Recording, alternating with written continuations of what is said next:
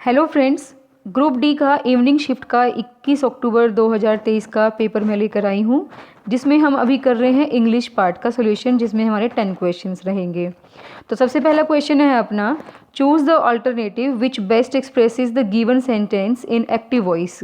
अब active voice का उसमें भी आया हुआ था और यहाँ पर भी है, लेकिन उसमें क्या था, एक्टिव टू पैसिव बनाना था। यहाँ पे पैसिव दिया हुआ है आपको विल भी, यानी कि आपका क्या हो गया, पैसिव फॉर्म दिया हुआ है, आपको एक्टिव वॉइस आपका बनाना है।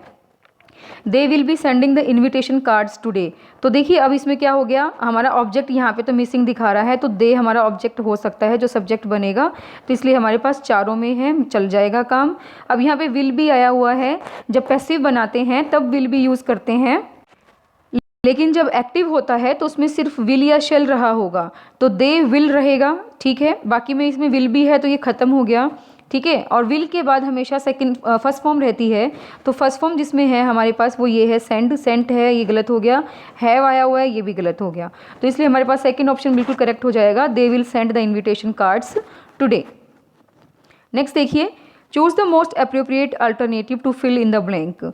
अब इसमें सही हमको चूज़ करना है, the noise comes from dash the river. अब यहाँ पे ओवर, अक्रॉस, अगेंस्ट, बिसाइड्स दिया हुआ है, इसमें हम चलेंगे अक्रॉस के साथ। ठीक है, the noise comes from across the river या इनसाइड द रिवर या नियर द रिवर, इस तरीके से आप बोल सकते थे। अगर यहाँ पे बिसाइड होता तो हम बिसाइड को भी प्रेफर कर सकते थे, लेकिन यहाँ बिसाइड्स है, बिसाइड्स का मतलब तो की बजाय होता है या इन एडिशन ऑफ होता है, तो अक्रॉस के साथ हम जाएंगे, जो ज़्यादा सुइटेबल आंसर हमारा रहेगा।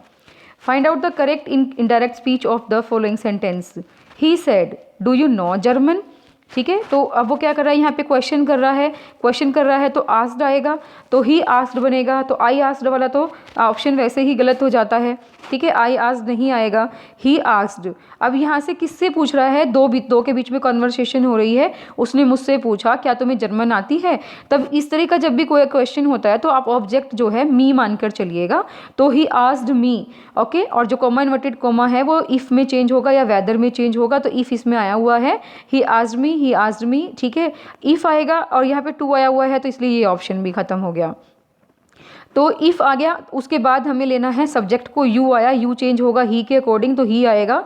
ठीक है, यू चेंज होगा, सॉरी, ऑब्जेक्ट के अकॉर्डिंग। ये यहाँ पे बिल्कुल अच्छे से समझ लीजिए कि यू क्या है, सेकंड पर्सन है, सेकंड पर्सन ऑब्जेक्ट के अकॉर्डिंग चेंज होता है, और ऑब्जेक्ट हमने क्या माना है, मी माना है, तो यू चेंज होगा मी के अकॉर्डिंग, तो आई आ जाएगा। तो ही इसमें आया हुआ है, ही का ऑप्शन गलत हो गया, तो आई आ गया। तो he asked me if I, और नो की सेकंड फॉर्म क्या होती है, न्यू होती है, तो न्यू आ जाएगा, जर्मन जन German. He asked me if I knew German, ये हमारा करेक्ट आंसर है फर्स्ट। तो find out the part of the sentence which has an error. यहाँ पे एरर फाइंड आउट करना है, किसमें आया हुआ है, if he is a Millionaire he would help the millennium project in the future. यहाँ पे एक चीज़ मैं आपको क्लियर कर देती हूँ, जो आपके कंडीशनल सेंटेंसेस होते हैं, सिर्फ 4 कंडीशनल सेंटेंसेस होते हैं। मेरी वीडियोस भी पड़ी हैं, आप देख लीजिएगा वहाँ पे कंडीशनल सेंटेंसेस की। ठीक है, तो उसमें 4 हमारे पास होते हैं, एक 0 होता है, एक 1 2 3। ठीक है, ये 4 हमारे पास सेंटेंसेस होते हैं, जिसमें ये लिखा हुआ है कि ही इज़ ए मिलेनियर।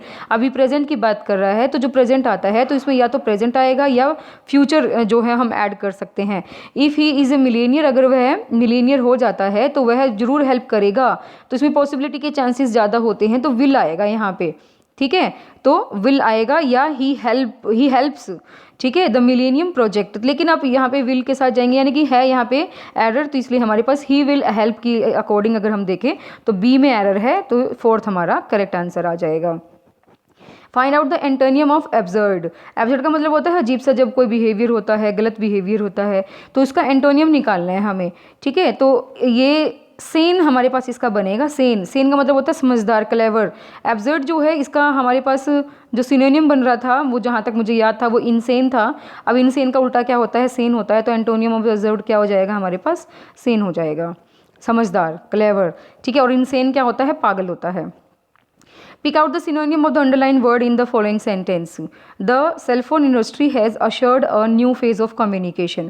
ठीक है, अब assured का हमने क्या ढूंढना है, यहाँ पे सिनोनियम ढूंढना है, सेम वर्ड ढूंढना है। ठीक है, तो वो क्या हो जाएगा, हेरोल्डेड हो जाएगा। सिनोनियम क्या हो जाएगा assured का, हेरोल्डेड। नेक्स्ट हमारे पास है fill in the blank with the appropriate option given below. यहाँ पे हमें सही ऑप्शन ढूंढना है, if you dash no confidence in self, you are twice defeated in life. अगर तुम्हें अपने आप पर ही कॉन्फिडेंस नहीं है तो तुम लाइफ में 2 बार हार जाओगे, ठीक है, पहले से ही 2 बार हारे हुए हो। तो इसलिए क्या आएगा, इफ़ यू के साथ क्या आता है, हैव आता है, ठीक है, तो हैविंग, हैज़, हैड नॉट, ये सारे कैंसिल हो गए, हैव आ गया, तो ये आ जाएगा if you have no confidence in self you are twice defeated in life. Choose the alternative which best expresses the meaning of the underlined idiom. अब he had to confess his crime, उसको अपना crime confess करना पड़ा because he was caught red handed, क्योंकि उसको red handed पकड़ लिया, जब यानी कि जब वो क्राइम कर रहा था तब उसको पकड़ लिया। Caught while doing the crime, caught while doing the crime, second option आ जाएगा, जब वो क्राइम कर रहा था उस टाइम वो रेड हैंडेड रंगे हाथ पकड़ा गया, ठीक है।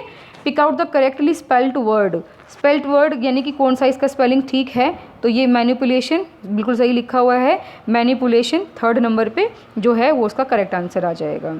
Choose the most appropriate option to fill in the blank. Many beggars set dash the wall of the temple. तो अब इसके अंदर हमें प्रपोजिशन बतानी है कौन सी रहेगी, तो इसमें हमारे पास रहेगी अलोंग, ठीक है, अलोंग द वॉल, ठीक है, के साथ साथ बैठे थे, वॉल के साथ साथ बैठे थे टेम्पल में। इन नहीं आएगा, ऑन नहीं आएगा, ऑन तो तब होता है ना वॉल के ऊपर बैठा है, ठीक है, वॉल के ऊपर बैठा है, वॉल के अंदर बैठा है तो इन आता। बिसाइड्स तो मैंने आपको अभी बताया था की बजाय आता है, अगर बिसाइड होता तो भी हम इसके बारे में सोच सकते थे, लेकिन अलोंग आएगा इसका आंसर, तो मैं फर्स्ट आंसर के साथ इसके जाऊँगी, ठीक है। तो ये हमारे पास शायद हो गए हैं हमारे इंग्लिश का पोर्शन। तो मोस्ट प्रोबेबली मैंने 100% जो है आपको एक आंसर की, जो करेक्ट आंसर की प्रोवाइड कराई है। होपफुली आपको वीडियोस पसंद आई होगी, ठीक है। चलिए अब नेक्स्ट जो हमारे पास बाकी पोर्शन रह जाता है उनकी वीडियोस भी मैं आपके लिए अपलोड कर देती हूँ, ठीक है। थोड़ा सा टाइम मुझे लग जाता है ऑब्वियसली, ठीक है लेकिन कोशिश करूँगी जल्दी से जल्दी बनाने के लिए, ठीक है। तो आप अपने आंसर्स इसके साथ मैच कर सकते हैं। Thank you very much for watching our video.